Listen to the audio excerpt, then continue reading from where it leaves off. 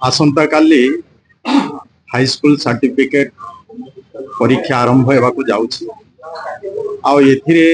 जो परीक्षार्थी माने अछंती निश्चय से मोर शुभेच्छा जनइबी एवं तांकर सफलता एवं उज्जवलमय भविष्य भगवान को पाखे कामना करी आसंता काली जो हाई स्कूल सर्टिफिकेट एग्जाम हम से संपूर्ण भाव में विभाग तरफ पदक्षेप निया जायछि।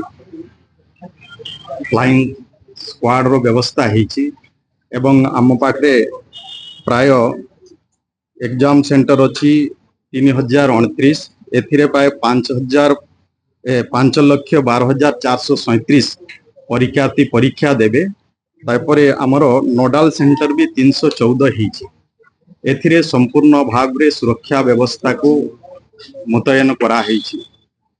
फ्लाइंग स्क्वाड को आरंभ करी आमर नोडाल ऑफिसर माने नियुक्ति कराई जमती कि आमर सेंट्रल ऑब्जर्वर अच्छी एवं जिला स्तर रे भी ऑब्जर्वर सबू रही जमीती एथिरे कौन सी प्रकार व्यतिक्रम हम ना से संपूर्ण भाव में विभाग तरफ ताको गुरुत्व दिया होची। तेणु निश्चय ये जो एग्जाम हम पिला माने निश्चय सुरुखुर एग्जाम हम शांति श्रृंखला एग्जाम हम ए कौन प्रकार व्यतिक्रम जमी हम ना से संपूर्ण भाव में विभाग तत्पर रही।